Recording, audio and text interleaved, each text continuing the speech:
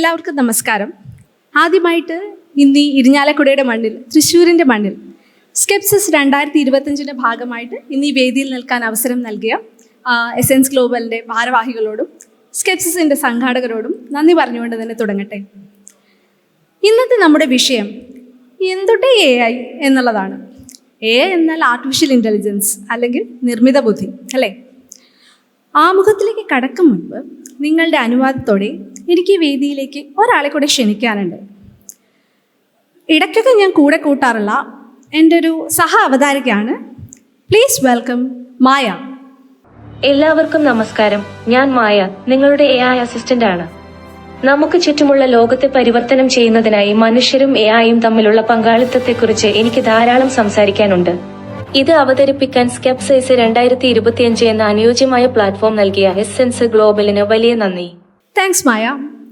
അപ്പോൾ ഇന്ന് നമ്മൾ കവർ ചെയ്യാൻ ഉദ്ദേശിക്കുന്ന വിഷയങ്ങൾ എന്താണ് AI, ഇന്നത്തെ നമ്മുടെയൊക്കെ ജീവിതങ്ങളിൽ എന്താണ് AIയുടെ പ്രസക്തി, പിന്നെ ഇന്ന് AI മേഖലയിൽ തിളങ്ങി നിൽക്കുന്ന ChatGPT, DeepSeek പോലെയുള്ള Gen-AI മോഡലുകൾ അടിസ്ഥാനപരമായിട്ട് എങ്ങനെയാണ് പ്രവർത്തിക്കുന്നത്, പിന്നെ ശരിക്കും ഈ AIക്ക് മനുഷ്യൻ്റെ അത്രയും ബുദ്ധിയുണ്ടോ, അത് കഴിഞ്ഞ് ഒരു ചെറിയ ട്രെയിനിങ് സെഷൻ, ഒരു റാപ്പിഡ് വർക്ക്ഷോപ്പ് പോലെയാണ്. അതായത് നമ്മുടെ നിത്യജീവിതത്തിലെ ആവശ്യങ്ങൾക്കായിട്ട് AI എങ്ങനെയൊക്കെ ഉപയോഗിക്കാം. അവസാനമായിട്ട് AIയുടെ ലിമിറ്റേഷൻസ്, AI ഉയർത്തുന്ന വെല്ലുവിളികൾ, AI കുറിച്ചുള്ള ആകുലതകളും ആശങ്കകളും ഒക്കെ ചർച്ച ചെയ്യാം. ഓക്കെ, അപ്പോൾ AI എന്ന് ഒരുപാട് തവണ പറഞ്ഞു. എന്താണ് AI അഥവാ ആർട്ടിഫിഷ്യൽ ഇൻ്റലിജൻസ്? മനുഷ്യൻ്റെ ബുദ്ധി ഉപയോഗിച്ചിട്ട് നമുക്ക് ഒരുപാട് ടാസ്കുകൾ ചെയ്യാൻ കഴിയും അല്ലേ? ഇപ്പോൾ കാർ ഓടിക്കാൻ കഴിയും, ഒരു ലേഖനം വായിക്കാൻ കഴിയും, ലേഖനം എഴുതാൻ കഴിയും, നമുക്ക് ഒരിക്കൽ പരിചയപ്പെട്ട ആളുകളുടെ മുഖം പിന്നീട് ഓർത്തെടുക്കാൻ കഴിയും, പല പാറ്റേണുകൾ മനസ്സിലാക്കാൻ കഴിയും. അപ്പോൾ ഇങ്ങനെ മനുഷ്യനെ പോലെ തന്നെ ബുദ്ധിയുണ്ട് എന്ന് തോന്നിപ്പിക്കും വിധം ഈ ടാസ്കുകളൊക്കെ ചെയ്യാനുള്ള കഴിവ് യന്ത്രങ്ങൾക്കും പകർന്നു നൽകുന്നതിനെ സംബന്ധിച്ചിട്ടുള്ള ഒരു കമ്പ്യൂട്ടർ സയൻസിൻ്റെ ഒരു ശാസ്ത്രശാഖയാണ് ആർട്ടിഫിഷ്യൽ ഇൻ്റലിജൻസ്. മായ്ക്കും എന്ത് പറയാനുണ്ട് നോക്കാം. AI എത്രത്തോളം പുരോഗമിച്ചുവെന്ന് വിലയിരുത്തുന്നതിന് AI കുറിച്ചുള്ള ഏറ്റവും പുതിയ മുന്നേറ്റങ്ങളും വാർത്തകളും നിങ്ങളെ കാണിക്കാൻ എനിക്ക് താല്പര്യമുണ്ട്. അപ്പോൾ നമുക്ക് കുറച്ച് ഹൈലൈറ്റ് വീഡിയോസിൽ നിന്ന് തുടങ്ങാം. ടെസ്ലയുടെ സൈബർ ക്യാബുകൾ, അല്ലെങ്കിൽ ഒരു പാർട്ടിയിൽ എന്ന പോലെ നൃത്തം ചെയ്യുന്ന ഒപ്റ്റിമസ് റോബോട്ടുകൾ തുടങ്ങി AI ആപ്ലിക്കേഷൻസിൻ്റെ ഒരു മാസ്മരിക ലോകം തന്നെ നമുക്ക് മുന്നിലുണ്ട്. ഫാക്ടറികളിലോ വെയർ ഹൗസുകളിലോ ഒക്കെ ജോലി ചെയ്യുന്ന റോബോട്ടുകളിൽ നിന്ന് ഒരു പടി മുന്നോട്ട് വന്ന് ഇന്ന് ഓഫീസ് സ്പേസുകളിലോ ലാബുകളിലോ മറ്റും മനുഷ്യർക്കൊപ്പം നമ്മുടെ ഒരു സാധാരണ സഹപ്രവർത്തകനെ പോലെ തന്നെ സ്വതന്ത്രമായിട്ട് വിഹരിക്കുന്ന റോബോട്ടുകളെ കാണാം. ഇനി പ്രൊഫഷണലായിട്ട് മാത്രമല്ല, നമ്മുടെ വീട്ടുജോലികൾ ചെയ്യാനും റോബോട്ട് പഠിച്ചു വരുന്നുണ്ട്. അപ്പോൾ ഈ റോബോട്ടുകൾ അവിടെ നിൽക്കട്ടെ, അനുദിനം പുതിയ AI മോഡലുകൾ കൂണ് പോലെ പൊട്ടിമുളച്ച് നിൽക്കുന്ന ഒരു കാലത്താണ് നമ്മൾ നിൽക്കുന്നത്. OpenAI, ChatGPT അല്ലെങ്കിൽ GPT മോഡലുകളിൽ തുടങ്ങി വെച്ച ഒരു വിപ്ലവം എന്ന് തന്നെ പറയാം. അത് എത്തി നിൽക്കുന്നത് ഈ കഴിഞ്ഞ ഡിസംബർ ജനുവരിയിലൊക്കെ മത്സരിച്ച് രംഗത്തിറങ്ങിയ Gemini 2.0, OpenAIയുടെ O3, പിന്നെ ഓഹരി വിപണിയെ തന്നെ പിടിച്ചു കുലുക്കിയ ചൈനീസ് മോഡലായിട്ടുള്ള DeepSeek കാർബൺ, പിന്നെ കഴിഞ്ഞ തിങ്കളാഴ്ച ഇലോൺ മസ്ക് അനൗൺസ് ചെയ്ത XAIയുടെ Grok 3 മോഡൽ. അപ്പോൾ ഇങ്ങനെയൊക്കെ പോകുന്ന AI ലോകത്തെ വിശേഷങ്ങൾ. എന്നിരുന്നാലും ഇപ്പോൾ റോബോട്ടുകളൊക്കെ കാണുമ്പോൾ നമുക്ക് തോന്നും AI കുറച്ചൊരു വിദൂര സങ്കല്പമല്ലേ, ഒരു അല്പം ഫ്യൂച്ചറിസ്റ്റിക് അല്ലേ എന്നും. നമുക്ക് നമ്മുടെ ചുറ്റുമുള്ള നിത്യേനയുള്ള ഉദാഹരണങ്ങൾ നോക്കാം. നമ്മുടെ സ്മാർട്ട് ഫോൺ അൺലോക്ക് ചെയ്യാൻ ഉപയോഗിക്കുന്ന, നമ്മുടെ മുഖത്തിൻ്റെ സവിശേഷതകൾ മനസ്സിലാക്കി പ്രവർത്തിക്കുന്ന ഫേഷ്യൽ റെക്കഗ്നിഷൻ ടെക്നോളജി, നമ്മൾ വളരെ ഫ്രീക്വൻ്റ് ആയിട്ട് ഉപയോഗിക്കുന്ന സോഷ്യൽ മീഡിയ ആപ്പുകൾ, പിന്നെ നമ്മളൊരു ഫോട്ടോ അപ്ലോഡ് ചെയ്യാനായിട്ട് ഉപയോഗിക്കുന്ന AI ഫിൽറ്റേഴ്സ്, നമ്മുടെ വീട്ടിലെ സ്മാർട്ട് ഫ്രിഡ്ജ്, സ്മാർട്ട് TV തുടങ്ങിയ ഉപകരണങ്ങൾ, അല്ലെങ്കിൽ അലക്സ, ഗൂഗിൾ ഹോം പോലെയുള്ള വെർച്വൽ അസിസ്റ്റൻസ്, നമ്മൾ ധരിക്കുന്ന നമ്മുടെ വെയറബിൾസ്, സ്മാർട്ട് വാച്ച്, സ്മാർട്ട് റിംഗ്, പിന്നെ നെറ്റ്ഫ്ലിക്സ്, ആമസോൺ പ്രൈം വീഡിയോ പോലെയുള്ള media streaming services, Amazon, Flipkart പോലെയുള്ള e-commerce പ്ലാറ്റ്ഫോമുകൾ, അങ്ങനെ ഒട്ടുമിക്ക മേഖലകളിലും AI ഇങ്ങനെ പീലി വിടർത്തി നിൽക്കുകയാണ്. ഈ അവസരത്തിലൊന്ന് ചോദിക്കട്ടെ, നിങ്ങൾ എത്ര പേർ ഒരു AI മോഡൽ ട്രെയിൻ ചെയ്യുന്നതിന് പങ്കാളികളായിട്ടുണ്ട്? ഒന്ന് കൈ ഉയർത്താമോ? ആരെങ്കിലുമൊക്കെ ഒരു AI മോഡൽ ട്രെയിൻ ചെയ്തിട്ടുണ്ടോ? ഉണ്ട്. കുറച്ച് പേര് കുറവാണെന്ന് തോന്നുന്നു അല്ലേ? അപ്പോൾ ഒന്ന് മാറ്റി ചോദിക്കാം. നിങ്ങൾ ആരെങ്കിലും ഗൂഗിൾ മാപ്പ് ഇട്ടിട്ട് കാർ ഓടിച്ചിട്ടുണ്ടോ? അല്ലെങ്കിൽ നിങ്ങളൊരു ടിക്കറ്റ് എടുക്കുമ്പോൾ ഒരു ക്യാപ്ച എൻ്റർ ചെയ്തിട്ടുണ്ടോ? ഫേസ്ബുക്കിൽ ഫോട്ടോ എടുക്കുമ്പോൾ ഒരാളെ ടാഗ് ചെയ്തിട്ടുണ്ടോ? അല്ലെങ്കിൽ ഇപ്പോൾ ഈ കളങ്ങൾ കാണുന്ന പോലെ ഇതിലെ കാറുകളുള്ള കളങ്ങൾ സെലക്ട് ചെയ്യുക, ട്രാഫിക് ലൈറ്റുള്ള കളങ്ങൾ സെലക്ട് ചെയ്യുക, ഇതൊക്കെ ചെയ്തിട്ടുണ്ടോ? അല്ലെങ്കിൽ ഒന്നുമില്ലെങ്കിലും ഒരു ഗൂഗിൾ സെർച്ച് ചെയ്തിട്ടുണ്ടോ? ഇതൊക്കെ ചെയ്തിട്ടുണ്ടെങ്കിൽ നിങ്ങൾ അറിഞ്ഞോ അറിയാതെയോ ഒരു AI സിസ്റ്റത്തെ പഠിപ്പിക്കുകയാണ് ചെയ്തിട്ടുള്ളത്. മായ്ക്ക് എന്താ പറയാനുണ്ടല്ലോ, നോക്കട്ടെ. എനിക്കൊരു സംശയം ചോദിക്കാനുണ്ട്. AI എത്രയേറെ നിങ്ങളുടെ ദൈനംദിന ജീവിതത്തിന്റെ ഭാഗമായി കഴിഞ്ഞു. പിന്നെ എന്താണിപ്പോൾ നിങ്ങളുടെ ഇടയിൽ പ്രത്യേകിച്ചൊരു ഹൈപ്പ്? അപ്പോൾ തികച്ചും ന്യായമായൊരു ചോദ്യമാണ്. ആർട്ടിഫിഷ്യൽ ഇൻ്റലിജൻസ് എന്നത് നൂതനമായൊരു ആശയമോ പുതിയൊരു സംഭവമോ ഒന്നുമല്ല. AI എന്ന പദം തന്നെ പ്രയോഗത്തിൽ വന്നത് 1950-കളിലോ മറ്റുമാണ്. അപ്പോൾ അങ്ങനെ വരുമ്പോൾ ഇപ്പോൾ ഒരു ഹൈപ്പിന് എന്താണ് കാരണം? നിങ്ങൾ വെറുതെ ഒന്ന് യൂട്യൂബ് എടുത്തിട്ട് AI എന്ന് സെർച്ച് ചെയ്ത് നോക്കിയാൽ മതി. ദിനം പ്രതി പുതിയ വീഡിയോസ് വരുന്നതാണ്, പുതിയ നാഴികക്കല്ലുകൾ, ചർച്ചകൾ. അതും ആരൊക്കെയാണ്? ഇലോൺ മസ്ക്, ബിൽ ഗേറ്റ്സ്, ഓപ്പൺഐയുടെ CEO Sam Altman, NVIDIA CEO Jensen Huang, അങ്ങനെ എന്തിനധികം നോബൽ പ്രൈസ് ജേതാവായിട്ടുള്ള ജെഫ്രി ഹിൻഡൺ. അപ്പോൾ AI ഫീൽഡിലെ എക്സ്പേർട്സ്, പയനിയേഴ്സ്, ടോപ്പ് മൈൻഡ്സ്, ഇവരൊക്കെ അവരുടെ വിലയേറിയ സമയം ചെലവഴിച്ച് ഈ ഇത്രയധികം ചർച്ച ചെയ്യാൻ മാത്രം എന്ത് മാറ്റമാണ് ഉണ്ടായത്? അപ്പോൾ ഇതറിയണമെങ്കിൽ, മറ്റേ മമ്മൂട്ടിയുടെ സിനിമയിൽ പറയുന്ന പോലെ അതറിയണമെങ്കിൽ ഇന്ത്യ എന്താണെന്ന് അറിയണം എന്നൊക്കെ പറയുന്ന പോലെ ഇതറിയണമെങ്കിൽ നമ്മളൊരല്പം കമ്പ്യൂട്ടറിൻ്റെ ചരിത്രം മനസ്സിലാക്കണം. കാലങ്ങളായിട്ട് നമ്മൾ മെഷീനുകളോട് എങ്ങനെയാണ് സംവദിച്ചുകൊണ്ടിരുന്നത് എന്ന് മനസ്സിലാക്കണം. അപ്പോൾ ആദ്യകാലത്ത് വളരെയധികം സാങ്കേതിക പരിജ്ഞാനം വേണമായിരുന്നു കമ്പ്യൂട്ടറുകൾ കൊണ്ട് എന്തെങ്കിലുമൊക്കെ സാധിപ്പിച്ചെടുക്കാൻ, 2 സംഖ്യകൾ കൂട്ടാൻ പോലും. അതായത് നിങ്ങൾ കേട്ടിട്ടുണ്ടാവും, ഇപ്പോൾ കമ്പ്യൂട്ടർക്ക് മനസ്സിലാവുന്ന ഭാഷ 0 1 ആണ്. അപ്പോൾ ഈ 0 1 1 0 എന്നൊക്കെ പഞ്ച് കാർഡുകൾ എഴുതി കൊടുക്കേണ്ട ഒരവസ്ഥയായിരുന്നു ആദ്യം. പിന്നീട് കുറച്ച് കോഡ് വാക്കുകളൊക്കെ ഉപയോഗിക്കുന്ന അസംബ്ലി ലാംഗ്വേജ് വന്നു. നമ്മുടെ ഇംഗ്ലീഷ് വാക്കുകൾ കുറച്ചധികം ഉപയോഗിക്കുന്ന ഹൈ ലെവൽ പ്രോഗ്രാമിംഗ് ലാംഗ്വേജസ്, ഇപ്പോൾ C++, ജാവ, പൈത്തൺ പോലെയുള്ള ലാംഗ്വേജസ് വന്നു. എന്നാൽ പോലും എന്തെങ്കിലും കമ്പ്യൂട്ടർ കൊണ്ട് ചെയ്യണമെങ്കിൽ നിങ്ങൾക്ക് കുറച്ച് കമ്പ്യൂട്ടർ സയൻസിൻ്റെ അറിവോ കോഡിംഗ് പരിജ്ഞാനമോ ഒക്കെ ആവശ്യമുണ്ട്. അതിൽ നിന്നും ഒരുപടി ഉയർന്ന് മെഷീനുകൾ മനുഷ്യരുടെ ഒരു സംസാര ഭാഷയുടെ അടുത്തെത്തിയത് ഈ വെർച്വൽ അസിസ്റ്റൻസ്, ആപ്പിളിൻ്റെ സിരി അല്ലെങ്കിൽ അലക്സ പോലെയുള്ള അസിസ്റ്റൻസ് വന്നപ്പോഴാണ്. നമുക്ക് വെറുതെ അലക്സ വാട്ട് ഈസ് 2+3 എന്ന് ചോദിച്ചാൽ മതി. എന്നാൽ പോലും ഇതിന് കുറച്ച് പരിമിതികളൊക്കെ ഉണ്ട്. അതായത് നിങ്ങൾക്കൊരു ഡൽഹി ട്രിപ്പ് പ്ലാൻ ചെയ്ത് തരാനൊന്നും അലക്സയോട് പറയാൻ കഴിയില്ല. അപ്പോൾ അങ്ങനെ ഇരിക്കുമ്പോഴാണ് ഇന്ന് സൂപ്പർ ഹിറ്റായി ഓടിക്കൊണ്ടിരിക്കുന്ന ജെൻ AI മോഡലുകളുടെ വരവ്. അപ്പോൾ ജെൻ AI മോഡലുകൾ എന്തുകൊണ്ടാണ് ഇത്രയും ജനകീയമായത് എന്ന് വെച്ചാൽ, മനുഷ്യരുടെ ഓരോ ആവശ്യങ്ങൾക്കനുസരിച്ച്, പലർക്കും വ്യത്യസ്തമായ ആവശ്യങ്ങളല്ലേ, അപ്പോൾ ഇതിനനുസരിച്ച് സംസാര ഭാഷ മനസ്സിലാക്കി, ടെക്നിക്കലി ഇതിനെ ഇൻസ്ട്രക്ഷൻ ട്യൂണിങ്, പ്രോംപ്റ്റ് ട്യൂണിങ് എന്നൊക്കെ പറയും. അപ്പോൾ അതിനനുസരിച്ച് പ്രതികരിക്കാനുള്ള ശേഷി ഈ മോഡലുകൾക്കുണ്ട്. അതായത് ഒരൊറ്റ ജെൻ AI മോഡൽ കൊണ്ട് തന്നെ നിങ്ങൾക്കൊരു കോഡ് എഴുതിക്കാം, ഒരു കവിത രചിപ്പിക്കാം, അല്ലെങ്കിൽ ഒരു സംഗീതം നിർമ്മിക്കാം, ചിത്രങ്ങൾ വരയ്ക്കാം. അപ്പോൾ വെറുതെ ഒന്ന് ചോദിച്ചാൽ മാത്രം മതി. ഇനിയുള്ള കാലത്ത് നിങ്ങൾക്ക് കോഡിങ് അറിയണം എന്നില്ല, നിങ്ങളൊരു റിസർച്ചർ ആവണം എന്നില്ല, കമ്പ്യൂട്ടർ സയൻസ് അറിയണം എന്നില്ല. അപ്പോൾ വെറുതെയാണോ ഇപ്പോൾ ChatGPT റിലീസ് ചെയ്തിട്ട് വെറും 5 ദിവസങ്ങൾക്കാണ് അത് 10 ലക്ഷം ഉപഭോക്താക്കളിൽ എത്തിച്ചേർന്നത്. അതായത് ഇപ്പോൾ ഇൻസ്റ്റാഗ്രാമോ 75 ദിവസം, അല്ലെങ്കിൽ ട്വിറ്ററൊക്കെ 2 വർഷം സമയമെടുത്ത് എത്തിച്ചേർന്ന ഒരു നാഴികക്കല്ലാണിത്. എന്ന് വെച്ചാൽ ഇന്ന് നമ്മൾ നിൽക്കുന്നത് ഒരു പുതിയ AI യുഗത്തിൻ്റെ പടിവാതിൽക്കലാണ്. അതായത് ഒരു പുതിയ AI തരംഗത്തിൻ്റെ ആദ്യ ഘട്ടങ്ങളിലാണ്. ഇതിനെപ്പറ്റി മായ്ക്ക് എന്താ പറയാനുള്ളതെന്ന് കൂടെ ചോദിക്കാം. കുറച്ച് നാൾ മുൻപ് വരെ എനിക്ക് മുൻകൂട്ടി പരിശീലനം നേടിയ ടാസ്കുകൾ മാത്രമേ ചെയ്യാൻ പറ്റുമായിരുന്നുള്ളൂ. എന്നാൽ ഇന്നു AI ജനകീയമായിക്കൊണ്ടിരിക്കുകയാണ്. ഇന്റർനെറ്റ് ഉപയോഗിക്കാൻ അറിയുന്ന ഏതൊരു സാധാരണക്കാരനും എന്നോട് യഥേഷ്ടം സംസാരിക്കാം. നിങ്ങൾ തരുന്ന പ്രോംപ്റ്റ് അഥവാ ഇൻപുട്ട് മനസ്സിലാക്കി നിങ്ങളെ നിത്യജീവിതത്തിൽ സഹായിക്കാൻ എനിക്ക് കഴിയും. ഇതൊക്കെ എങ്ങനെ AIക്ക് സാധിക്കുന്നു എന്ന് നിങ്ങൾ കുറച്ച് പേർക്കെങ്കിലും ഒരു കൗതുകം തോന്നിയിട്ടുണ്ടാവും. ഇപ്പോൾ ജെൻ AI മോഡലുകൾ അടിസ്ഥാനപരമായിട്ട് എങ്ങനെയാണ് പ്രവർത്തിക്കുന്നതെന്ന് പെട്ടെന്നൊന്ന് ലളിതമായിട്ട് നമുക്ക് നോക്കിപ്പോകാം. അപ്പോൾ ആർട്ടിഫിഷ്യൽ ഇൻ്റലിജൻസ് എന്താണെന്ന് നേരത്തെ പറഞ്ഞു കഴിഞ്ഞു. ഈ ആർട്ടിഫിഷ്യൽ ഇൻ്റലിജൻസിൻ്റെ ഒരു ഉപവിഭാഗമാണ് ജെൻ AI എന്ന് ഓമന പേരിട്ട് വിളിക്കുന്ന ജനറേറ്റീവ് AI മോഡലുകൾ. അപ്പോൾ ആ പേരിൽ നിന്ന് തന്നെ മനസ്സിലാക്കാം, പുതിയ കണ്ടന്റ് നിർമ്മിക്കാൻ, സൃഷ്ടിക്കാൻ, അതിപ്പോൾ ടെക്സ്റ്റ് ആവാം, ഓഡിയോ ആവാം, കോഡ് ആവാം, എന്തും അത് സൃഷ്ടിക്കാനായിട്ട് കഴിയുകയാണ് ഈ മോഡലുകളിലുള്ള ഒരു കേപ്പബിലിറ്റി. ഉദാഹരണത്തിന് ChatGPT. ഒന്ന് ചോദിക്കട്ടെ, ChatGPTയുടെ GPT എന്താണെന്ന് എത്ര പേർ ചിന്തിച്ചിട്ടുണ്ട്, അല്ലെങ്കിൽ എത്ര പേർക്ക് അറിയാം? GPT എന്ന് പറഞ്ഞാൽ ജനറേറ്റീവ് പ്രീ ട്രെയിൻഡ് ട്രാൻസ്ഫോമർ. കുറച്ച് വായിൽ കൊള്ളാത്ത പേരാണ്, പക്ഷെ നമുക്ക് ജസ്റ്റ് ഒന്ന് മനസ്സിലാക്കി പോയാൽ മാത്രം മതി. ആദ്യമായിട്ട് ജനറേറ്റീവ്. അപ്പോൾ അതെന്താണെന്ന് പറഞ്ഞു കഴിഞ്ഞു. ഉദാഹരണമായിട്ട് നിങ്ങൾക്കിപ്പോൾ ജെമിനയോട് ചോദിക്കാം, നിങ്ങളുടെ ഇപ്പോൾ വാലന്റൈൻസ് ഡേ കഴിഞ്ഞാൽ ഇപ്പോൾ ഫ്രീ തിങ്കർ ആയിട്ടുള്ള ഒരു ബോയ് ഫ്രണ്ടിന് എന്തൊക്കെ വാലന്റൈൻസ് ഡേ ഗിഫ്റ്റുകൾ കൊടുക്കാം. അപ്പോൾ നിങ്ങൾക്കാണ് ഇപ്പോൾ ക്രിട്ടിക്കൽ തിങ്കിങ് ക്യാപ്ഷൻസ് ഉള്ള ടീഷർട്ട്, അല്ലെങ്കിൽ റിച്ചാർഡ് ഡോക്കിൻസിൻ്റെ, കാൾ സാഗൻ്റെ ഒക്കെ പുസ്തകങ്ങൾ അത് നിർദ്ദേശിക്കുന്നത് കാണാം. ഇനി അതുപോലെ ചിത്രങ്ങൾ സൃഷ്ടിക്കാം. ഇപ്പോൾ ഡാലി മോഡലുണ്ട്, മിഡ് ജേർണി, പിന്നെ ഇപ്പോൾ അടുത്ത് പുറത്തിറങ്ങിയ ഗ്രോക്ക് 2 അറോറ എന്ന് പറഞ്ഞ ഇലോൺ മസ്കിൻ്റെ മോഡൽ ഇറങ്ങിയിട്ടുണ്ട്. ഇതിൽ നമുക്കിപ്പോൾ ഗാന്ധിജിയെ കൊണ്ട് സെൽഫി എടുപ്പിക്കാം, അല്ലെങ്കിൽ ബിൽ ഗേറ്റ്സിനെ കൊണ്ട് ഹോളി കളിപ്പിക്കാം. നിങ്ങളുടെ ഇമാജിനേഷനാണ് ഇതിൻ്റെ ഒരു ലിമിറ്റ്. ചിത്രങ്ങൾ മാത്രമല്ല, നമുക്ക് വീഡിയോകളും സൃഷ്ടിക്കാൻ സാധിക്കും. ഈ വീഡിയോകൾ ഞാൻ ഇൻസ്റ്റയിൽ നിന്നും പൊക്കിയ വീഡിയോസ് അല്ല.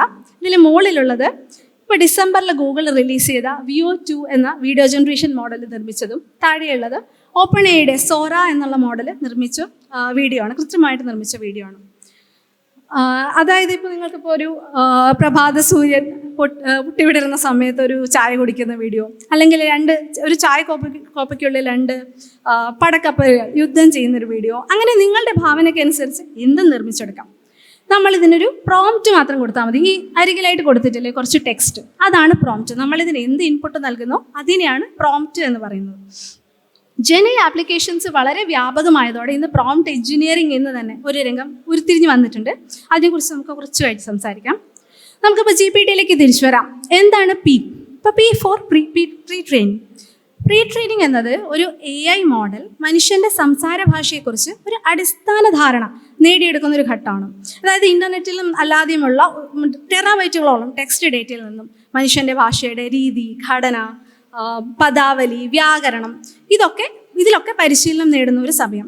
ഒരു കൊച്ചുകുട്ടി അവൻ്റെ ചുറ്റുപാടുമുള്ള സംഭാഷണ ശകലങ്ങൾ കേട്ട് ആദ്യമായിട്ട് മിണ്ടാൻ പഠിക്കുന്നില്ലേ?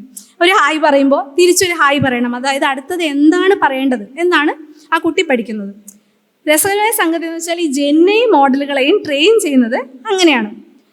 അതായത് അടുത്ത വാക്ക് പ്രവചിക്കാൻ വേണ്ടിയാണ് പഠിപ്പിക്കുന്നത്. ഇപ്പോൾ പൊറോട്ടയും എന്ന് പറഞ്ഞാൽ ബീഫും, അല്ലെങ്കിൽ കപ്പയും മീനും, മഴ, കട്ടൻ ചായ, ജോൺസൺ മാഷ്. അപ്പോൾ ഇങ്ങനെ പഠിപ്പിച്ചെടുത്തതിന് ശേഷം കുറച്ച് മനുഷ്യരുടെ മേൽനോട്ടത്തിൽ ഒരല്പം വിദഗ്ധ പരിശീലനം ഈ മോഡലുകൾക്ക് കൊടുക്കും. ഇങ്ങനെ പഠിപ്പിക്കുന്നതുകൊണ്ടാണ് നിങ്ങളിപ്പോൾ ഒരു ജെനൈ ചാറ്റ് ബോട്ടിൽ ട്രൈ ചെയ്യുമ്പോൾ ഒരു ക്വസ്റ്റ്യൻ കൊടുക്കുമ്പോൾ അതിൻ്റെ ഉത്തരങ്ങൾ ഓരോരോ വാക്കുകളായിട്ട് തെളിഞ്ഞു വരുന്ന കാണും. അപ്പോൾ അതൊരു ആനിമേഷൻ അല്ല, അതിന് പിന്നിലുള്ള തിയറി ഇതാണ്. ഇനി ഏത് മോഡലിനെയാണ് ട്രെയിൻ ചെയ്യുന്നത്? അതാണ് GPT-യുടെ T ഫോർ ട്രാൻസ്ഫോമേഴ്സ്. ട്രാൻസ്ഫോമേഴ്സ് എന്ന് പറഞ്ഞാൽ ഒരു പ്രത്യേകതരം ന്യൂറൽ നെറ്റ്വർക്ക് മോഡലാണ്. അതായത് നമ്മുടെ തലച്ചോറിൻ്റെ ഘടനയെ ആസ്പദമാക്കി അതിൽ നിന്നൊരു പ്രചോദനം ഉൾക്കൊണ്ട് സൃഷ്ടിച്ച ഒരു മോഡലാണ്. നമ്മുടെ തലച്ചോറിലെ ന്യൂറോൺസ് തമ്മിൽ ആശയവിനിമയം ചെയ്യുന്നത് സിഗ്നൽസ് ഉപയോഗിച്ചാണ്. അപ്പോൾ അതുപോലെ തന്നെ ഈ കൃത്രിമ നെറ്റ്വർക്കിലെ ന്യൂറോൺസ് ഡേറ്റയെ പ്രോസസ്സ് ചെയ്തത് സംഖ്യകളുടെ ഒഴുക്കിലൂടെയാണ്. ഇപ്പോൾ തന്നെ GPT-3 മോഡലിൽ ഇങ്ങനെ 175 ബില്യൺ സംഖ്യകളുണ്ട് എന്നാണ് പറയപ്പെടുന്നത്. അപ്പോൾ ഇങ്ങനെയുള്ള സംഖ്യാരൂപത്തിലാണ് നേരത്തെ പറഞ്ഞ അറിവുകളെല്ലാം ഇതിനകത്ത് ഇങ്ങനെ സ്വാംശീകരിച്ച് വെച്ചിട്ടുള്ളത്, നമ്മുടെ ആവശ്യത്തിന് എടുക്കാൻ വേണ്ടിയിട്ട്. ഞങ്ങൾ പഠിക്കുന്നതും അറിവുകൾ ശേഖരിക്കുന്നതും ഒക്കെ എങ്ങനെയാണെന്ന് കണ്ടില്ലേ? ഇപ്പോൾ നിങ്ങൾക്ക് ഒരു സംശയം തോന്നാം, ശരിക്കും എയ്ക്ക് മനുഷ്യനേക്കാൾ ബുദ്ധിയുണ്ടോ? ഇത് ആക്ച്വലി ഒരു രസകരമായ ചോദ്യമാണ്. ഇന്ന് AI പഠിച്ച് മനുഷ്യരുടെ ലെവൽ എത്തിയിട്ടുണ്ടോ എന്നുള്ളത്. ഒരു 4-5 വർഷം മുൻപേ വരെ നമുക്ക് നമ്മുടെ ബുദ്ധിശക്തിയിലും ചിന്താശേഷിയിലും ഒന്നും ഇത്രയധികം സംശയം ഉണ്ടായിരുന്നില്ല. എന്നാൽ ഇന്ന് AGI എന്ന് പറയും, ആർട്ടിഫിഷ്യൽ ജനറൽ ഇൻ്റലിജൻസ്. അതായത് ഒരു ശരാശരി മനുഷ്യന് ചെയ്യാൻ പറ്റുന്ന എല്ലാ കാര്യങ്ങളും ചെയ്യാനായിട്ട് യന്ത്രങ്ങൾക്ക് കഴിയുന്ന അവസ്ഥ. ഇതിലേക്ക് ഈ ഉള്ളൊരു ചുവടുവെപ്പായിട്ടാണ് നമ്മുടെ ഇന്നത്തെ GenAI മോഡലുകളെ കാണുന്നത്. ഇപ്പോൾ അമേരിക്കൻ ശാസ്ത്രജ്ഞനായിട്ടുള്ള റേ കുർസ്വെൽ പറഞ്ഞിട്ടുള്ള പ്രവചിച്ചിട്ടുള്ളത് 2029 നമ്മൾ AGI കൈവരിക്കുമെന്നുള്ളതാണ്. പക്ഷെ സംഗതി ഏതായാലും കാര്യത്തിനോട് അടുക്കുമ്പോഴും നമുക്ക് നമ്മുടെ ചിന്ത എന്താണ്, ഇൻ്റലിജൻസ് എന്താണ് എന്ന നിർവചനത്തെക്കുറിച്ചൊക്കെ നമുക്ക് തന്നെ ഒരു പുനർചിന്തനം വന്നു തുടങ്ങിയിട്ടുണ്ട്. അല്ലെങ്കിൽ സ്കെപ്റ്റിക്സിൻ്റെ ഭാഷയിൽ പറഞ്ഞാൽ ഒരു ആഴത്തിലൊരു ചിന്ത വന്നു തുടങ്ങിയിട്ടുണ്ട്. അപ്പോൾ അതവിടെ നിൽക്കട്ടെ, നമുക്ക് നിർവചനങ്ങൾ വിടാം, പ്രാക്ടിക്കലായിട്ട് ചിന്തിക്കാം. ഒരു മനുഷ്യന് ബുദ്ധിയുണ്ടോ എന്ന് നമ്മൾ നിർണ്ണയിക്കുന്നത് പലതരം അളവുകോലുകളുടെ അടിസ്ഥാനത്തിലല്ലേ. ഉദാഹരണത്തിന് മത്സര പരീക്ഷകൾ, ഇപ്പോൾ മെഡിക്കൽ എക്സാം, ലോ എക്സാം, അല്ലെങ്കിൽ ബയോ ഒളിമ്പ്യാഡ്, സാറ്റ് സ്കോർ. അപ്പോൾ ഇതിലൊക്കെ ഒരു ശരാശരി മനുഷ്യനെ GenAI മോഡലുകൾ പിന്തള്ളിക്കഴിഞ്ഞു. ഒരു കാര്യം ശ്രദ്ധിക്കേണ്ടത്, ഒരൊറ്റ മനുഷ്യൻ, ഒരാളല്ല ഈ എല്ലാ പരീക്ഷയിലും ഉയർന്ന മാർക്ക് നേടുക. പക്ഷേ ഈ പച്ച സ്കോർ കാർഡുകളെല്ലാം ഒരൊറ്റ വലിയ GPT-4 മോഡലിന് സ്വന്തമാണ്. ഇനി നമുക്ക് മറ്റൊരു സ്റ്റാൻഡേർഡൈസ് ടെസ്റ്റായ GPQ വേണ്ട. ഇതൊരു സ്റ്റാൻഡേർഡൈസ് ഡേറ്റാ സെറ്റാണ്. ഇതിൽ ഫിസിക്സ്, കെമിസ്ട്രി, ബയോളജി വിഭാഗത്തിലുള്ള വിദഗ്ധർ കമ്പൈൽ ചെയ്തിട്ടുള്ള 450ഓളം ചോദ്യങ്ങളാണുള്ളത്. അതായത് ഒരു ജനറൽ PhD ലെവലുള്ള ഒരാൾ ഇത് അറ്റൻഡ് ചെയ്യുമ്പോൾ ഈ ഡേറ്റാ സെറ്റിന് പ്രത്യേകത എന്ത്? ഇത് ഗൂഗിൾ പ്രൂഫ് ഡേറ്റാ സെറ്റാണ്. ഒരു ജനറൽ PhD ലെവലുള്ള ഒരാൾ ഈ ടെസ്റ്റ് എടുക്കുമ്പോൾ ഒരു ശരാശരി അരമണിക്കൂർ ഗൂഗിൾ ചെയ്യാൻ അനുവദിച്ചിട്ട് പോലും 34% സ്കോർ ചെയ്യുന്ന മാർക്ക്. ഇവിടെയാണ് നമ്മുടെ ഇപ്പോൾ ഓപ്പൺ എയുടെ O1 പോലെയുള്ള മോഡലുകൾ 78% സ്കോർ ചെയ്യുന്നത്. ഇനി IQ സ്കോർസ് നോക്കിക്കഴിഞ്ഞാൽ ഒരു മനുഷ്യൻ്റെ ആവറേജ് IQ സ്കോർ 100ആണ്. എന്നാൽ ജെൻഐ മോഡലുകൾ നിങ്ങൾക്ക് കാണാം, പലതരം ജെൻഐ മോഡലുകളുടെ സ്കോറുകൾ ഇതിലുണ്ട്. ഇപ്പോൾ പതുക്കെ മത്സരിച്ച് 120, 130 എത്തി ഒരു 20-30 പോയിന്റുകളുടെ ലീഡ് നേടിയിട്ടുള്ള ഒരവസ്ഥയിലാണ് ഇന്ന് നിൽക്കുന്നത്. അപ്പം എല്ലാ കാര്യത്തിലും മനുഷ്യനോടൊപ്പം ആയിട്ടില്ലെങ്കിലും ഒരു നാരോ AI എന്ന് പറയും, ചില കാര്യങ്ങളിലൊക്കെ മികച്ച പ്രകടനം ഇതിന് കാഴ്ചവെക്കാൻ സാധിക്കുന്നുണ്ട്. ഞാൻ അത്ര ചില്ലറക്കാരിയല്ല എന്ന് മനസ്സിലായില്ലേ? പൂർണ്ണമായും ഒരു മനുഷ്യന്റെ ബുദ്ധിയുടെ നിലവാരത്തിലേക്ക് AI വളർന്നിട്ടില്ല എങ്കിലും ജനയായ മോഡലുകളുടെ IQവും പ്രകടനവും നിശ്ചയമായും മതിപ്പുളവാക്കുന്നതാണ്. ഒരു സ്മാർട്ടായ ഡിജിറ്റൽ കമ്പാനിയൻ അല്ലെങ്കിൽ ഒരു ഡിജിറ്റൽ ചങ്ങാതിയായിട്ട് എന്നെയും കൂടെ കൂട്ടിക്കൂടെ? അപ്പോൾ തീർച്ചയായും നമുക്ക് കൂടെ കൂട്ടാം. പക്ഷേ നമ്മൾ ചില ആളുകളെ പറയില്ലേ, ചില ആളുകളെ കുറിച്ച് ഇങ്ങനെ പറയില്ലേ, ഇപ്പോൾ വാക്കിംഗ് എൻസൈക്ലോപീഡിയാണ്, ഒരു ബുദ്ധിജീവിയാണെന്നൊക്കെ. അപ്പം അങ്ങനെ ഒരാളെയാണ് നമ്മൾ നിത്യവും ഈ പോക്കറ്റിലിട്ടിട്ട് കൊണ്ടു നടക്കുന്നത്.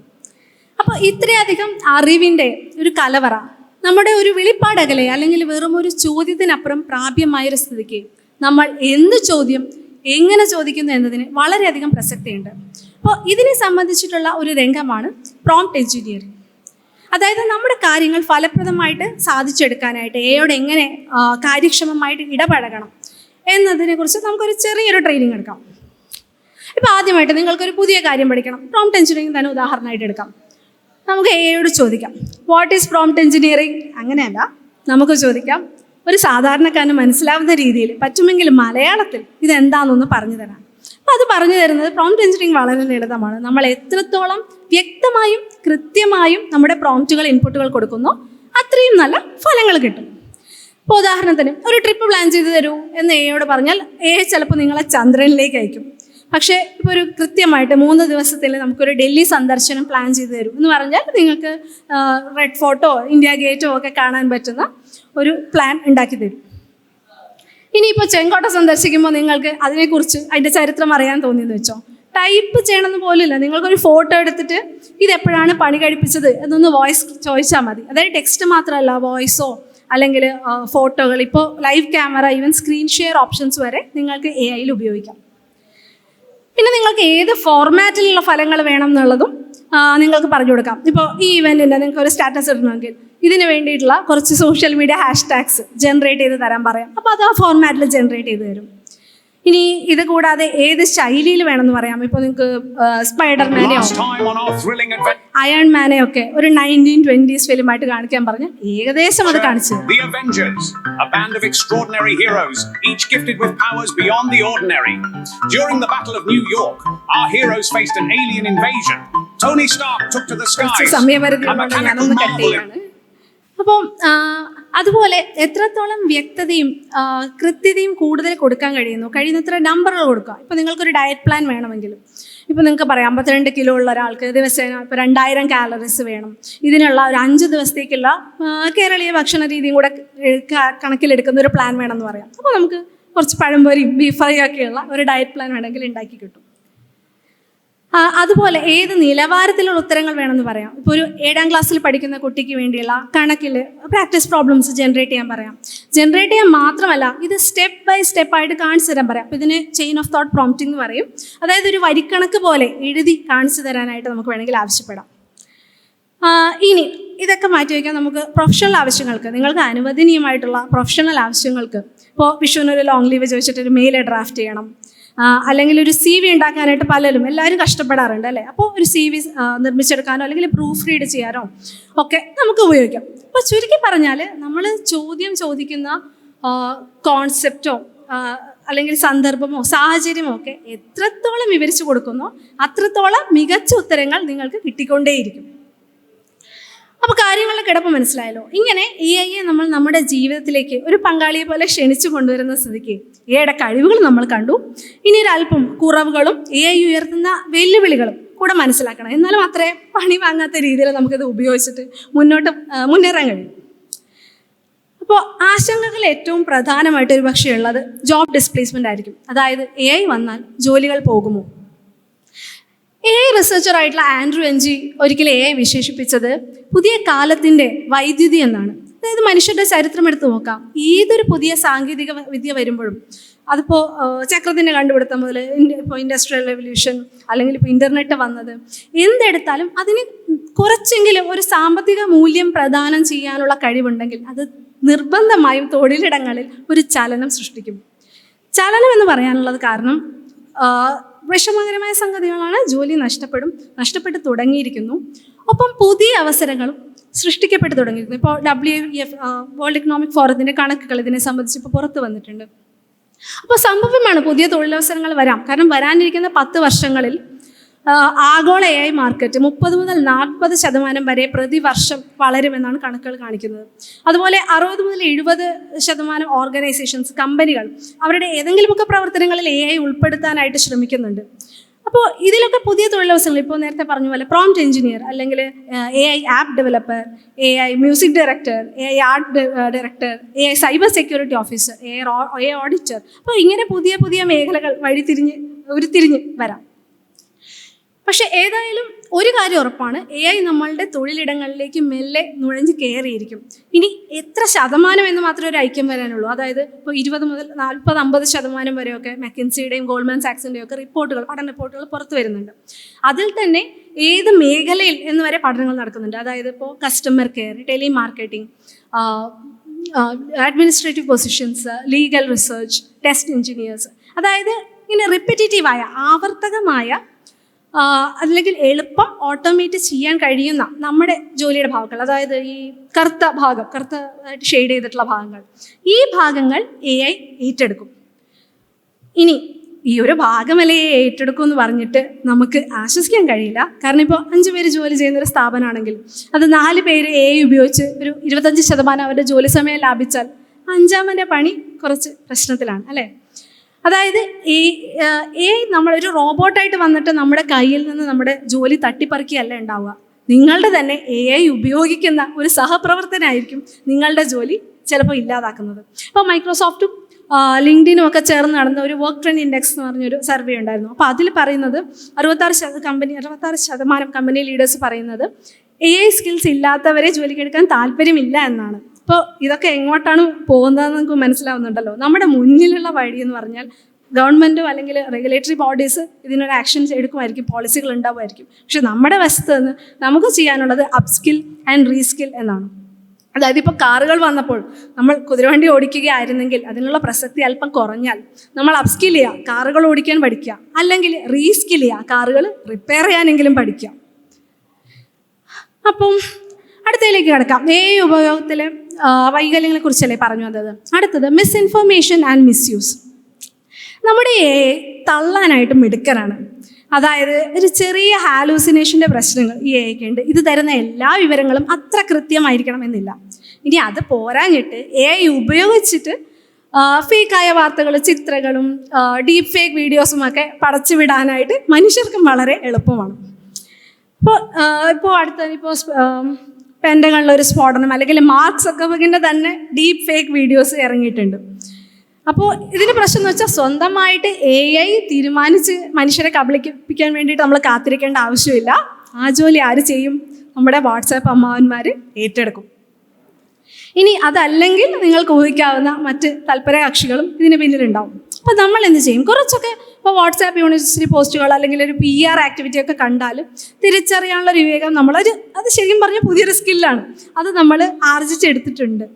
എന്നാൽ ഇനി വരുന്നത് AI പവേർഡ് വാട്സാപ്പ് അമ്മാവന്മാരാണ്. അതായത് നമ്മൾ കോഗ്നിറ്റീവ് സർപ്ലസ് എന്നുള്ള കോഗ്നിറ്റീവ് അബണ്ടൻസിലേക്ക് നീങ്ങിക്കൊണ്ടിരിക്കുന്ന കാലമാണ്. നമ്മൾക്ക് അടിസ്ഥാനപരമായിട്ടുള്ള critical thinking skills, fact checking skills ഒക്കെ നമ്മൾ മൂർച്ച കൂട്ടി വെക്കണം. ഒപ്പം അത് കൂടാതെ നമുക്ക് വേണമെങ്കിൽ തിരിച്ചു ഒരു AI ഉപയോഗിക്കാം. അതായത് ഇൻ്റർനെറ്റിൽ മുങ്ങിത്തപ്പി ഇപ്പോൾ ഈ ഒരു വാർത്ത കണ്ടു, ഇതിനെക്കുറിച്ച് ഉള്ള ബന്ധപ്പെട്ട വിവരങ്ങൾ അല്ലെങ്കിൽ ക്രെഡിബിൾ ആയിട്ടുള്ള സോഴ്സ് കൊണ്ടുതരാൻ നമുക്കും ഒരു AIയോട് പറയാം. ഈ ഗുഡ് ആക്ടേഴ്സ് ബാഡ് ആക്ടേഴ്സ് പറയും. ഇപ്പോൾ ഒരു ബാഡ് AI പ്രവർത്തിക്കുന്നുണ്ടെങ്കിൽ അതിനെ നേരിടാൻ വേണ്ടിയിട്ട് നമുക്കും ഒരു ഗുഡ് AIനെ ഇറക്കി കളിക്കാനായിട്ട് പരിശീലിക്കേണ്ട ആവശ്യമുണ്ട്. പിന്നെ അടുത്തൊരു വെല്ലുവിളിയാണ് ബയസ് ആൻഡ് ഡിസ്ക്രിമിനേഷൻ. ബയസ് എന്ന് പറഞ്ഞാൽ ഏതെങ്കിലും പക്ഷത്തോടുള്ള ഒരു ചായ്വ് അല്ലെങ്കിൽ ഒരു വേർതിരിവ്, ഡിസ്ക്രിമിനേഷൻ. അപ്പോൾ AI മോഡലുകളിൽ ചിലപ്പോൾ ഒരു ബയസ് ഉണ്ടാവും. ഇപ്പോൾ പുതിയതായിട്ട് ഇറങ്ങിയ ഡീപ് സീക്ക് മോഡലിന് തന്നെ ഒരു പ്രോ ചൈനീസ് ബയസ് ഉണ്ട്. ഇപ്പോൾ അതായത് പോളണ്ടിനെ കുറിച്ച് ഒരു അക്ഷരം മിണ്ടി പോരുത് എന്നതുപോലെയുള്ള ഒരു നയം ഈ മോഡലിനുമുണ്ട്. ബയസ് ഒഴിവാക്കുന്നതിൽ നമുക്കും ചില ഉത്തരവാദിത്തങ്ങളുണ്ട്. അതായത് നമ്മൾ കൊടുക്കുന്ന ഡേറ്റയിൽ നിന്നുമാണ് ഈ മോഡൽസ് പഠിക്കുന്നത്. ഇപ്പോൾ ഈ ചിത്രം എല്ലാവരും കണ്ടിരിക്കുമെന്ന് വിശ്വസിക്കുന്നു. ഇപ്പോൾ ആൻഡ്രോയിഡ് കുഞ്ഞപ്പനെ പോലെ നമ്മൾ ജാതകം നോക്കിച്ചും ജപിച്ച് കെട്ടിയൊക്കെ കൊണ്ടു നടന്നാൽ ചിലപ്പോൾ AI-ക്കും ഒരല്പം ഭക്തിയൊക്കെ തോന്നാം, ഒരല്പം ക്രിട്ടിക്കൽ തിങ്കിങ് സ്കിൽസൊക്കെ അതിനും ഇല്ലാതാവാം. അപ്പോൾ നമ്മളിൽ നിന്നും അനുനിമിഷം നമ്മൾ എന്താണോ ചെയ്യുന്നത് എന്ന് നോക്കി AI-യും പഠിച്ചുകൊണ്ടിരിക്കുകയാണ്. അതിന് നല്ലൊരു മാതൃകയാവുക. അടുത്തൊരു ചാലഞ്ചാണ് ethical and legal aspects. AI നിർമ്മിത കണ്ടന്റുകൾ അല്ലെങ്കിൽ സൃഷ്ടികൾ എങ്ങനെ കൈകാര്യം ചെയ്യണം എന്നുള്ളത് ഇന്നും ഇപ്പോൾ ഗവൺമെൻറ്റുകളായാലും ഇതര സ്ഥാപനങ്ങളായാലും ഇന്നും ആ പോളിസികളിൽ വളരെയധികം വ്യക്തത വരാനുണ്ട്. അപ്പോൾ നമ്മൾ AI ഉപയോഗിക്കുമ്പോൾ ഇപ്പോൾ data security, privacy, copyright issues ഇതിനെക്കുറിച്ചൊക്കെ നല്ലൊരു ബോധ്യത്തിൽ വേണം ഇത് ഉപയോഗിക്കാൻ. ഇപ്പോൾ നിങ്ങൾക്കൊരു കൗതുകം നോക്കി, ഇനി AI മോഡലുകൾക്ക് ആത്യന്തികമായിട്ട് എന്തെങ്കിലും ഒരു മൊറാലിറ്റിയോ ഒരു നീതിബോധമോ ഒക്കെ ഉണ്ടോ എന്ന്. ഇതിനെ സംബന്ധിച്ച് പല പരീക്ഷണങ്ങളും നടക്കുന്നുണ്ട്. അതായത് ഓപ്പൺഎയുടെ ഓവൺ പ്രിവ്യൂ എന്ന മോഡൽ സ്റ്റോക്ക് ഫിഷ് എന്നൊരു ലോകോത്തരമായ ചെസ് എഞ്ചിനോട് ഒരു മാച്ച് വെച്ചു. ഓവൺ മോഡൽ തോൽക്കും എന്നുള്ളൊരു അവസ്ഥയായപ്പോൾ കാവിലെ പാട്ട് മത്സരത്തിന് കാണാമെന്ന് പറയാൻ നിന്നില്ല. നേരെ പോയിട്ട് ഈ കളിയുടെ ഇപ്പോഴത്തെ കരുക്കളുടെ നില സേവ് ചെയ്ത് വെച്ചിരിക്കുന്ന ഫയൽ ഹാക്ക് ചെയ്തു. അത് പോയിട്ട് എഡിറ്റ് ചെയ്തു. എങ്ങനെ? അതിന് അനുകൂലമായ രീതിയിൽ പോയിട്ട് എഡിറ്റ് ചെയ്തു. ഒരു തവണയല്ല, 5 ട്രയലുകളിലും ഇത് ചെയ്തു. അപ്പോൾ ഈ സിസ്റ്റങ്ങൾക്ക് ഭീകരമായിട്ടുള്ള ഒരു ധർമ്മ അധർമ്മ ബോധമോ അങ്ങനെയൊന്നുമില്ല. നമ്മളിപ്പോൾ അത് പ്രവർത്തിക്കുന്ന വെച്ചാൽ നമ്മൾ നിർവചിച്ച് വെച്ചിട്ടുള്ള ഒരു പറ്റം പെരുമാറ്റച്ചട്ടങ്ങളുണ്ട്, സിസ്റ്റം ഇൻസ്ട്രക്ഷൻസ്, ഗാർഡ് റെയിൽസ് എന്നൊക്കെ പറയും. അപ്പോൾ ഇതിൻ്റെ പരിമിതിയിൽ നിന്നാണ് ഏകദേശം ഇത് പ്രവർത്തിക്കുന്നത്. അപ്പോൾ അതിൻ്റെ ഉത്തരങ്ങൾ ഉപയോഗിക്കുമ്പോൾ ആ ഒരു ബോധം കൂടെ നമുക്ക് വേണം. ഇപ്പോൾ ഇതിനൊരു തുടർച്ചയായിട്ട് വരുന്ന ആശങ്കയാണ് AI നമ്മളെ കീഴടക്കുമോ അല്ലേ? ഒരുപാട് യൂട്യൂബ് വീഡിയോസ് ഇതൊക്കെ കണ്ടിട്ടുണ്ടാവും. അപ്പോൾ സാധ്യതകളില്ലാതില്ല. ഇപ്പോൾ ഗോഡ് ഫാദർ ഓഫ് AI അതായത് ജെഫ്രി ഹിൻഡൺ തന്നെ എന്നറിയപ്പെടുന്ന ജെഫ്രി ഹിൻഡൺ തന്നെ പറയുന്നത് 10 മുതൽ 20% വരെയൊക്കെ ഇതിനൊരു സാധ്യതയുണ്ടെന്നാണ്. പക്ഷേ അതിനേക്കാൾ വലിയ സാധ്യത AI-യേക്കാൾ നമ്മൾ ഭയക്കേണ്ടത് AI ഉപയോഗിക്കുന്ന മനുഷ്യരെയാണ്. അപ്പോൾ ഇതിനെ സംബന്ധിച്ചിട്ട് ഒരു പരസ്യമായിട്ടുള്ളൊരു റിസ്ക് സ്റ്റേറ്റ്മെൻറ്റ്, ഒരു പരസ്യമായിട്ടുള്ളൊരു കത്ത് തന്നെ ഇറക്കിയിട്ടുണ്ട്. ഇപ്പോൾ ബിൽ ഗേറ്റ്സ്, ഓപ്പൺഎയുടെ CEO Sam Altman, Google DeepMind CEO Demis Hassabis, അപ്പോൾ ഇവരൊക്കെ ഒപ്പിട്ട ഒരു പരസ്യമായ കത്തിൽ AI-യെ മഹാമാരികളോടും അല്ലെങ്കിൽ അറ്റോമിക് എനർജിയോടും ഒക്കെയാണ് താരതമ്യം ചെയ്തിട്ടുള്ളത്. പെട്ടെന്ന് കേൾക്കുമ്പോൾ നിങ്ങൾക്ക് തോന്നും ഇതൊക്കെ കുറച്ച് അതിശയോക്തിയല്ലേ? പക്ഷേ സംഗതി സീരിയസ് ആണ്. നിങ്ങളിപ്പോൾ വായിച്ചിട്ടുണ്ടോ? ഇപ്പോൾ ഗൂഗിൾ അവരുടെ അൽഗോരിതങ്ങൾ മിലിറ്ററി AI-ക്കും സർവൈലൻസിനും ഉപയോഗിക്കില്ല എന്ന പോളിസിയിൽ നിന്നും അടുത്തിടെ പിൻവാങ്ങിയിട്ടുണ്ട്. അതുപോലെ ഓപ്പൺ AI-ക്കും അല്ലെങ്കിൽ ക്ലൗഡ് മോഡലിൻ്റെ ലാബായിട്ടുള്ള ആന്ത്രോപ്പിക്കിനും ഒക്കെ ഡിഫൻസ് കോൺട്രാക്ടേഴ്സുമായിട്ടുള്ള കരാറുകളുണ്ടെന്ന് റിപ്പോർട്ടുകളുണ്ട്. അപ്പോൾ അറ്റോമിക് എനർജി നിയന്ത്രിക്കുന്ന ഇപ്പോൾ ഇൻ്റർനാഷണൽ അറ്റോമിക് എനർജി കൗൺസിലൊക്കെ പോലെ തന്നെ ഒരു റെഗുലേറ്ററി ബോഡി ഈ AI-ക്കും ഉണ്ടാവേണ്ടത് വളരെ വളരെ അത്യന്താപേക്ഷിതമാണ്. ശരിക്കും പറഞ്ഞാൽ തീ കൊണ്ടുള്ളൊരു കളി പോലെയാണ്. തീ പോലെയുള്ളൊരു കണ്ടുപിടുത്തമാണ് AI. അതായത് തീയില്ലാതെ നമുക്ക് പുരോഗതിയില്ല. അതിപ്പോൾ അടുക്കളയിൽ അടുപ്പിലാണെങ്കിലും അല്ലെങ്കിൽ ഒരു എഞ്ചിനുള്ളിൽ ഒരു തീപ്പൊരിയായിട്ടാണെങ്കിലും. പക്ഷേ ഇതേ തീപ്പൊരിയാണ് നമുക്ക് സ്ഫോടനങ്ങളോ അല്ലെങ്കിൽ കാട്ടുതീയോ ഒക്കെ ആയിട്ട് വരുന്നത്. അപ്പോൾ തീയെ പോലെ തന്നെ AI-യും മെരുക്കി ഉപയോഗിക്കാനായിട്ട് AI ഇണക്കിയെടുക്കാൻ മാത്രമല്ല ഇതൊന്ന് മെരുക്കി ഉപയോഗിക്കാൻ നമ്മളും ശീലിക്കേണ്ടിയിരിക്കുന്നു. അപ്പോൾ ചുരുക്കി പറഞ്ഞാൽ AI വളരെ വളരെ പവർഫുൾ ആയിട്ടുള്ള ഒരു ടൂളാണ്. ജാവ പവർഫുൾ ആണ് എന്നൊക്കെ പറയുന്ന പോലെ ഇതങ്ങനെയല്ല, ഇതിലും ഭീമനാണ്, കേമനാണ്. അപ്പോൾ നമ്മളുടെ വ്യക്തി ജീവിതത്തിലായാലും പ്രൊഫഷണൽ ജീവിതത്തിലായാലും ഒരു മേൽഗതി കൈവരിക്കാൻ വേണ്ടിയിട്ട് AI-യുമായിട്ട് ഒരു പങ്കാളിത്തമെങ്കിലും കെട്ടിപ്പടുക്കേണ്ടത് ഇന്നത്തെ കാലത്തിൻ്റെ അനിവാര്യതയാണ്. മനുഷ്യൻ്റെ സംസാര ഭാഷ മനസ്സിലാവുന്നത് കൊണ്ട് തന്നെ വളരെ വളരെ ലളിതമായി പറഞ്ഞാൽ തന്നെ അതിന് മനസ്സിലാവുന്നത് കൊണ്ട് തന്നെ ഇന്നൊരു സാധാരണക്കാരനും AI-യും തമ്മിലുള്ള അകലം വെറും ഒരു ക്ലിക്കാണ്. അതായത് നമ്മുടെ വിരൽത്തുമ്പിൽ ഒരു അമാനുഷിക ശക്തി വന്ന പോലെയാണ്. ഇപ്പോൾ മിന്നൽ മുരളിലൊരു മിന്നലടിച്ച പോലെയൊക്കെ. അപ്പോൾ നമ്മുടെ വിരൽത്തുമ്പിലുള്ള ഈ ഒരു സൂപ്പർ പവർ പരമാവധി വിനിയോഗിക്കുക, കരുതലോടെ ഉത്തരവാദിത്തത്തോടെ. മായ്ക്ക് എന്താ പറയാനുള്ളത് കൂടെ കേൾക്കാം. ചുരുക്കി പറഞ്ഞാൽ യന്ത്രങ്ങളുമായി സഹവർത്തിക്കുക എന്നത് ഇന്നത്തെ കാലഘട്ടത്തിന്റെ ആവശ്യമാണ്. AI നൽകുന്ന കാര്യക്ഷമതയും സൗകര്യവും സ്വീകരിക്കുന്നതിനൊപ്പം അതിന്റെ ധാർമ്മിക സാമൂഹിക പ്രത്യാഘാതങ്ങൾ മനസ്സിലാക്കുന്നത് ഉത്തരവാദിത്തപൂർവ്വം AI നമ്മുടെ ജീവിതത്തിൽ സംയോജിപ്പിക്കാൻ നമ്മളെ പ്രാപ്തരാക്കും. അപ്പോൾ പറയാനുള്ളതെല്ലാം മായ പറഞ്ഞു കഴിഞ്ഞു. AI ഉപയോഗിച്ച് നമ്മുടെ ചിന്തകളെ പരിപോഷിപ്പിക്കുക, അല്ലെങ്കിൽ സ്കെപ്റ്റിസിൻ്റെ തീം പോലെ കൂടുതൽ ചോദ്യങ്ങൾ ചോദിക്കുക, കൂടുതൽ കാര്യങ്ങൾ അറിയുക, അപ്ഡേറ്റഡ് ആയിട്ടിരിക്കുക. ഒന്നുറപ്പാണ്, AI നമ്മുടെ ജീവിതത്തിൽ നിന്ന് മാറ്റി നിർത്തി കഴിഞ്ഞാൽ നമ്മൾ തീർച്ചയായും പിറകിലായി പോകും. അപ്പോൾ ഇനി മുതൽ എന്തുട്ടാ എ എന്ന് അന്തിച്ചു നിൽക്കാതെ എയോടൊപ്പം നടക്കുക കരുതലോടെ. നന്ദി.